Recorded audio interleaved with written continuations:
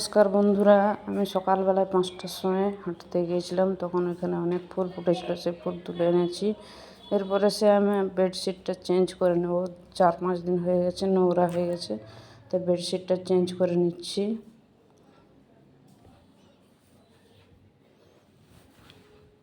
Bedsheet আমি একটা সবুজ রঙের একটা বেডশিট বিছিয়ে দিচ্ছি। এখন এই গরমকালে বেডশিট অনেক নোংরা হয়ে যায়। তাছাড়া আমার মেয়ে এই রুমে পড়ে, তাই অনেক নোংরা হয়েছে বেডশিটটা, তাই বেডশিটটা বিছিয়ে নিচ্ছি।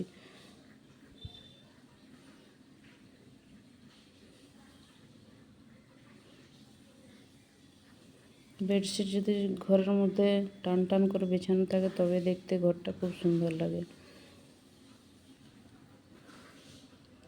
আর সকাল সকাল কাজগুলো করে নিলে ঠান্ডায় ঠান্ডায় আর দুপুরের দিকে একটু রেস্ট পাওয়া যায়। তাই আমি বেডশিটটা চেঞ্জ করে নেব।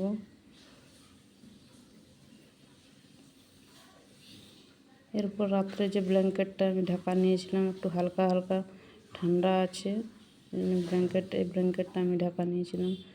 এরপর বালিশগুলো সব গুছিয়ে রেখে দিচ্ছি। দেখুন কি সুন্দর লাগছে। এরপর যে আমার মেয়ের কাপড়, আমার হাজব্যান্ডের কাপড়, সব কিছু আমি পাট করে নিচ্ছি সকালবেলায়।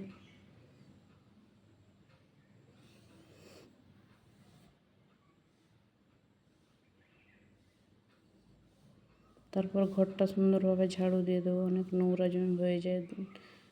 সন্ধ্যাবেলা ঝাড়ু দিয়েছিলাম, তবুও কত নোংরা বেরোবে ঘর থেকে।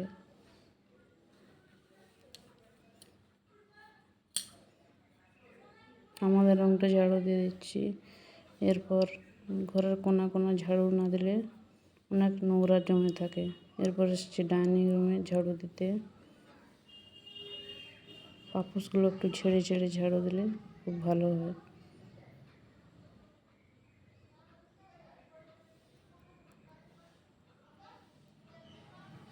ডাইনিং রুমটা আমি ঝাড়ু দিয়ে দিলাম।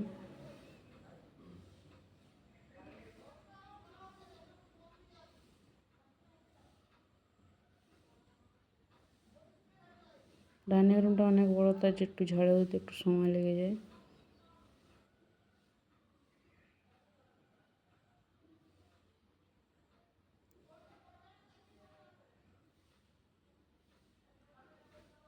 তারপরে আমাদের বাইরেটা, যেখানে আমি রান্না করি, সেখানটা ঝাড়ু দিয়ে দেবো।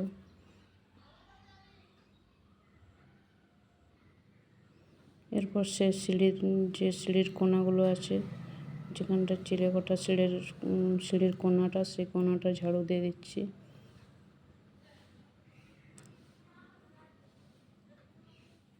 এরপর এসেছি বাইরের উঠোন ঝাড়ু দিতে। এখানে মোরগ দুটো বাঁধা আছে, আর আমার গার্ডেন আছে, এখানটা সুন্দরভাবে ঝাড়ু দিয়ে দিচ্ছি।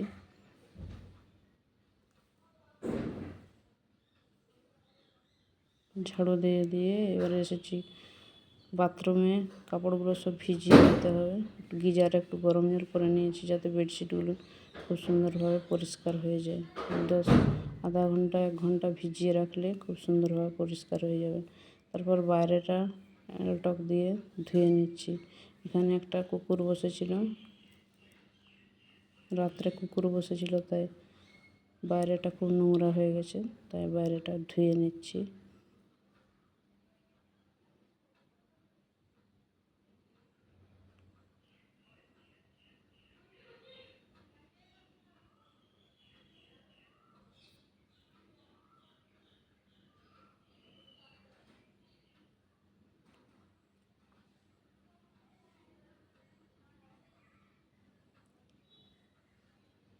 বাইরেটা ধুয়ে নিয়ে এরপর এসেছি আমার রান্নাঘরে। কালকে রাত্রে বাসন মাজা হয়নি, সে বাসনগুলো ধুয়ে নিতে।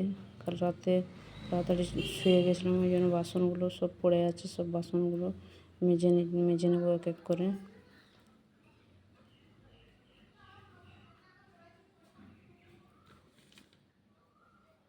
সব বাসনগুলো মেজে নিচ্ছি।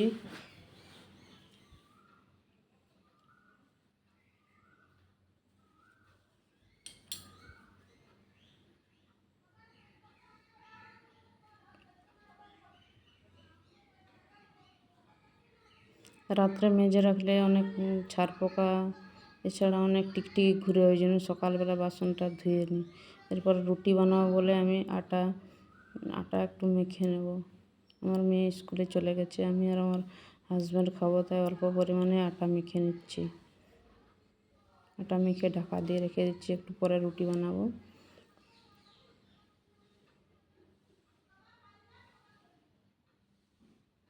এরপর আমি চলে এসেছি বাথরুমে কাপড় কাচতে। কাপড়গুলো সব কেচে নেব আমি। প্রথমে নিরমা লাগানো ছিল, ওই জন্য হালকা পরিমাণে সাবান দিতে সুন্দরভাবে পরিষ্কার হয়ে গেছে। বেডশিটটা নতুন, কিন্তু অনেক কালার উঠে গেছে, তাই বেডশিটটা কী জানি লাল কালারটা পুরো উঠে যাচ্ছে বেডশিটটার থেকে।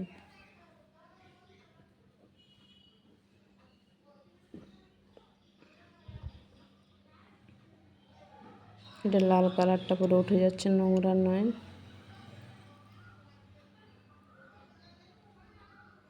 সব কাপড়গুলো ধুয়ে নিয়ে এরপর আমি ছাদের উপরে যেয়ে মেলে দেবো কাপড়গুলো। ওই জন্য বেডশিটগুলো, দুটো বেডশিটই দুটো রুমের নিয়ে নিয়েছি। আর আমার নাইটি আছে, গেঞ্জি আছে, আমার মেয়ের গেঞ্জি আছে, প্যান্ট আছে, করে অনেক কাপড় হয়ে গেছে। সব কাপড় আমি ধুয়ে নিচ্ছি এক এক করে। এরপরে ছাদে চলে এসেছি। ছাদে এসে বেডশিট কাপড় এক এক করে মিলে দেবো। এরপর আমার হাজব্যান্ড ছাদে এসেছিল।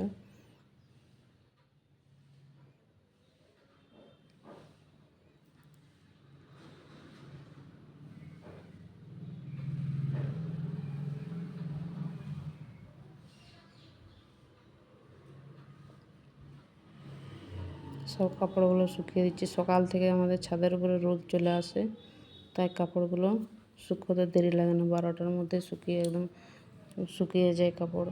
এরপর রেখে দিলে কাপড়ের কালার ফেড হয়ে যাওয়ার সম্ভাবনা থাকে।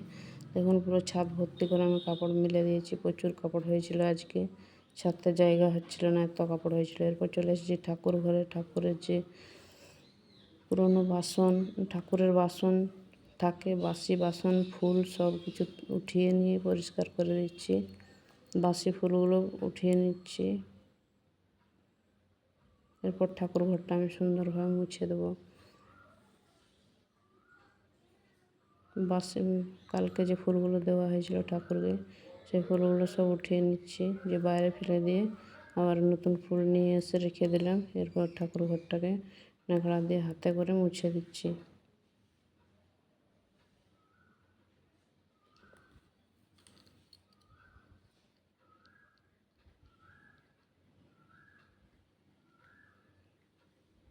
ঠাকুর ঘর মোছা হয়ে গেছে। এরপর যে উনুনে আমি রান্না করি, প্রচুর ছাই জমে, সে ছাইগুলো রোজ ফেলতে হয়, নাহলে উনুন পুরো জাম হয়ে যায়।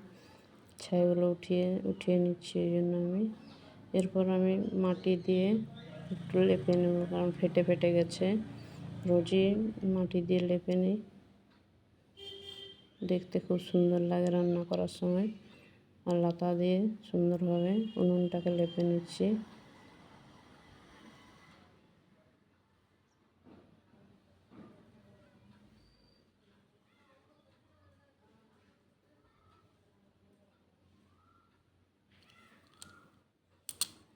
উনুনটা লেপা হয়ে গেছে। এরপর আমার বাগানের গাছগুলো একটু দেখিয়ে দিচ্ছি। এই যে একটা ফুল ফুটেছে, গোলাপ ফুল একটা ফুটেছে। ভেন্ডি গাছগুলো অনেক বড় হয়ে গেছে, বেগুন ধরেছে। আর এই যে ফুলগুলো হয়েছে। আর এটা বড় সাইজের একটা মোরগ। ধান লঙ্কা হয়েছে। কাঁঠাল গাছটা অনেক বড় হয়ে গেছে। আমার হাজব্যান্ড সবজি কাটছিল, কুঁদরি আর ভেন্ডি। তারপর রুটি বানিয়ে দিচ্ছি, ডিউটিতে যাবে। এই হাজব্যান্ডকে রুটি বানিয়ে দিচ্ছি।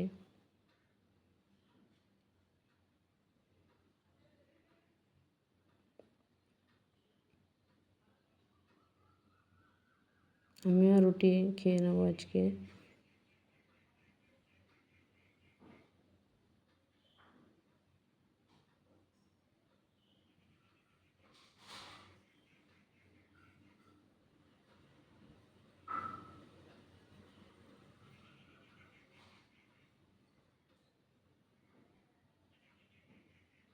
দেখো রুটিটা কি সুন্দর ফুলে উঠেছে।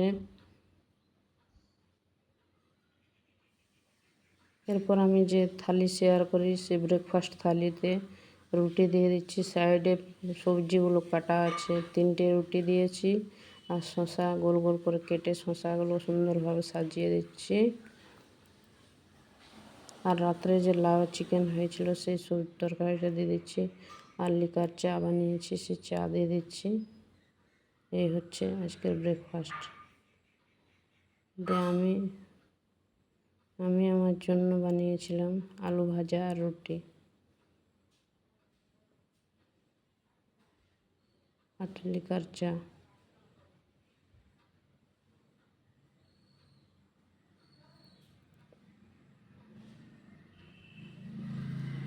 এরপর সব রান্না বান্না হয়ে গেছে, চলে এসেছি ঠাকুর ঘরে পুজো দিতে। ঠাকুরকে ঘরটা দিয়ে দিলাম প্লেটগুলো বিছিয়ে।